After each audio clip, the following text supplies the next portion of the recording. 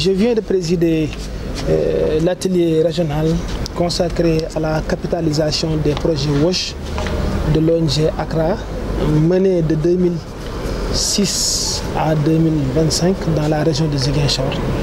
Et je dois dire que je l'ai fait avec satisfaction.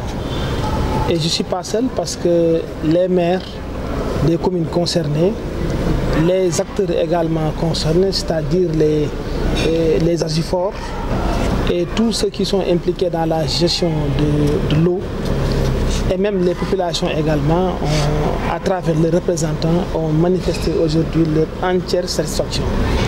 C'est la raison pour laquelle aujourd'hui cet atelier alors a servi de cadre pour non seulement revenir sur ce qui a été réalisé entre-temps, en tirer surtout une expérience, c'est-à-dire voir qu'est-ce qui a marché et qu'est-ce qui a donc constitué comme contrainte à donc relever. Et ainsi donc c'est un exercice de redevabilité même auquel nous nous sommes en tout cas mis aujourd'hui. Et vraiment je remercie l'ONG ACRA pour nous avoir associés et les félicite également pour cette initiative si importante de transparence. L'impact est clairement en tout cas visible et les acteurs certainement vont le dire donc dans un instant. C'est d'abord l'accès à l'eau dans les localités les plus reculées de la région de Ziguinchor. C'est l'appui également pour la construction de latrines, également dans des ménages qui se trouvent très éloignés en tout cas des zones urbaines. C'est comme pour dire en réalité que ACRA est venu quand même pour contribuer à ce que l'on appelle l'équité territoriale. Faire de telle sorte qu'il n'y ait pas un fossé, un écart entre les conditions de vie des populations en milieu rural et également les populations qui sont en milieu donc urbain. C'est vrai que pour le moment les discussions sont en cours, mais ce que je peux dire d'emblée, c'est que les réalisations qui sont déjà faites sont déjà en tout cas bien gérées et que les acteurs concernés feront de leur mieux pour en tout cas s'en approprier l'ensemble de ces réalisations. Et sur le plan étatique déjà, il y a l'accompagnement des services techniques. Cet accompagnement-là va continuer. C'est comme pour dire en réalité, ce n'est pas parce que ACRA, les projets vont prendre fin certainement, que nous n'aurons plus en tout cas d'intervention dans ces zones. Les interventions vont continuer et c'est comme si nous, en tout cas, nous aurons droit à une continuité en réalité, parce que l'accès à l'eau, l'accès à des infrastructures vraiment d'assainissement, tout ceci revient en principe à l'État. Donc ACRA n'est venu que pour en tout cas accompagner l'État dans ses missions même régaliennes. Alors comme vous l'avez dit, c'est un atelier de capitalisation. Pour nous, c'est un moment important en termes de redevabilité, aussi bien vis-à-vis des populations, des autorités, mais également vis-à-vis de nos bailleurs. Ce sont des projets qui ont commencé en 2006, donc certains sont anciens, mais ils nous ont permis de couvrir une population importante sur toute la zone de la Casamance. Alors avec des infrastructures de densification de réseaux en eau potable, de mise en œuvre de latrines chez des particuliers ou bien des édicules publics dans les écoles. En fonction de la zone d'intervention, nous collaborons avec l'État sur des besoins nécessaires de populations qui sont les plus vulnérables. Et ces zones d'intervention sont étudiées en collaboration avec l'OFOR et le gouvernement. C'est comme ça qu'on fait nos choix en fait, de zones d'intervention.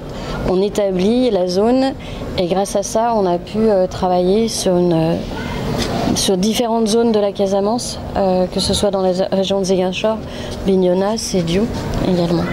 Alors à travers les différents projets qu'il y a pu y avoir tout au long de ces périodes, les défis qu'on a pu rencontrer, ils peuvent être structurels, liés à, comme on l'a dit, à une infrastructure sur laquelle on s'appuie, pour lesquelles on demande quand même un support de l'État.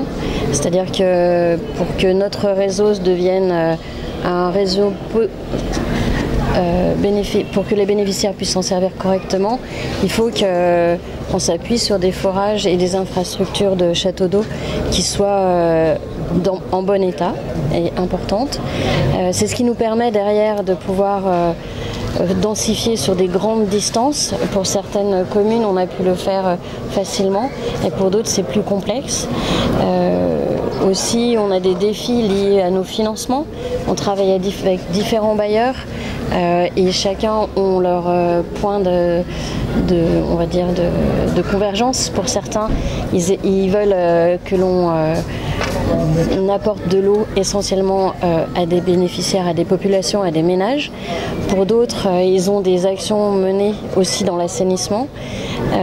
Et c'est pour ça qu'on a peut-être des différences dans certaines zones d'intervention.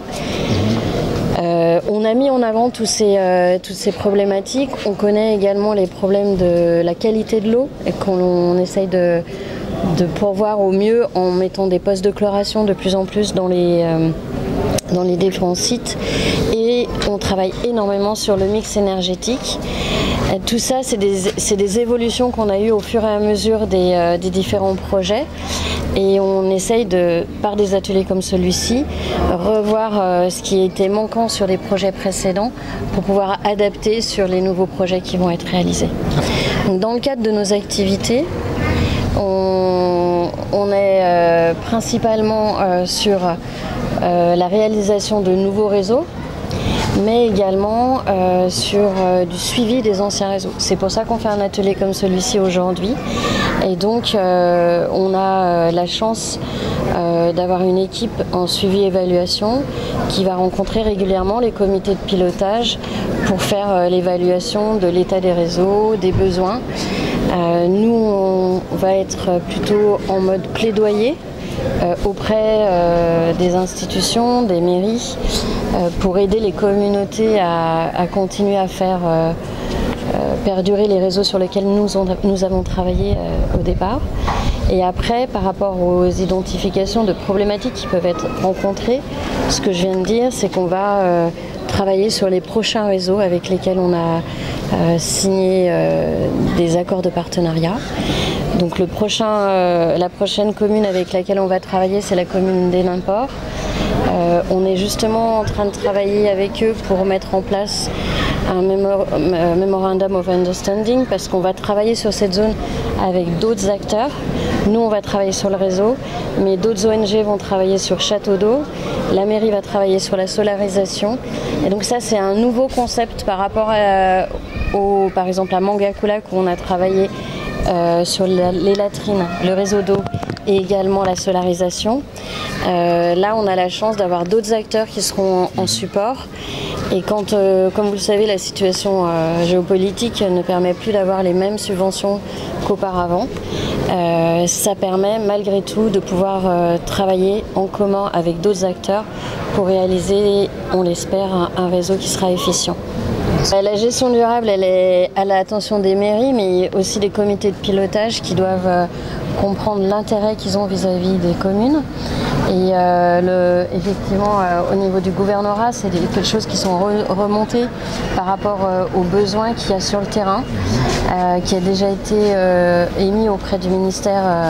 Et notre action en termes au niveau de la gouvernance, par le biais de mon collègue, c'est vraiment de faire remonter les problématiques du terrain pour montrer les besoins des communes. Aujourd'hui, les mairies n'ont pas toujours la main sur la gestion de l'eau.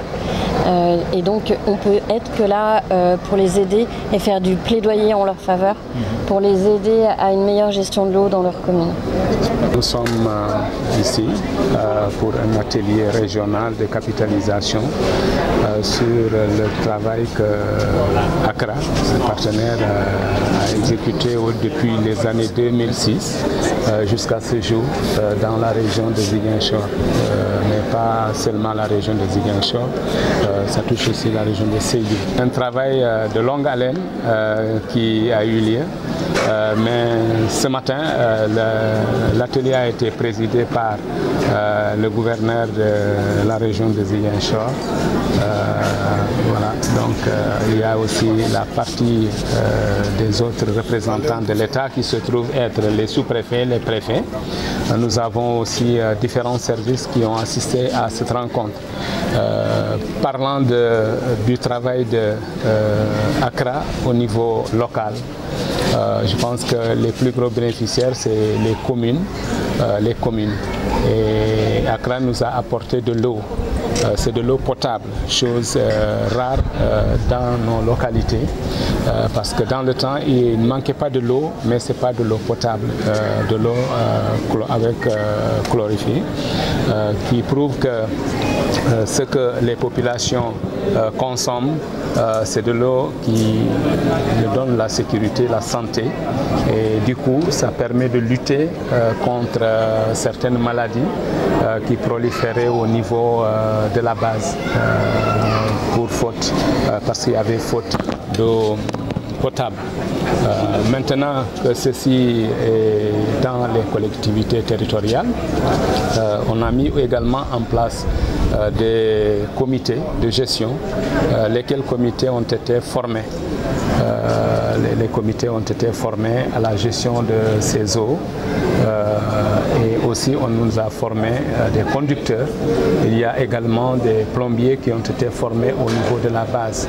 Donc nous avons tout ce qu'il nous faut pour réussir cette entreprise qui est d'une importance capitale. Mais le problème qui se pose au niveau de la base, c'est que la gestion de l'eau n'est pas une compétence transférée aux collectivités territoriales. Et à ce niveau, je parle sous le contrôle du représentant de l'État, mon souhait et le souhait de tous les autres maires, c'est de demander à l'État d'aider au transfert de cette compétence aux collectivités territoriales. Mais dans le travail que Accra a fait, ce travail grandiose, il vient d'annoncer ça tout de suite, qu'il n'est pas seul dans le travail, que son premier partenaire c'est l'État. C'est l'État qui est son premier partenaire et à la base nous avons les communautés. C'est de l'eau sur des kilomètres au niveau des villages. Nous avons tous les ménages qui ont bénéficié de l'eau et du coup ça règle le problème de l'allègement des travaux des femmes, parce qu'aujourd'hui la femme est un maillon très important dans la société, mais avant l'arrivée de l'eau, les femmes allaient au puits, elles transportaient l'eau avec des bassines et tout ça là. Aujourd'hui, tel n'est pas le cas dans les villages qui sont touchés par ces eaux-là, par Accra. Donc c'est une aubaine pour nous. Quand même, on n'est pas à 100% satisfait dans la mesure où il y a des villages qui ne sont pas encore touchés. Il y a des communes qui ne sont pas encore touchées. Le souhait est que toutes les communes soient touchées et nous sollicitons à Accra de redoubler d'efforts pour nous accompagner encore en avant.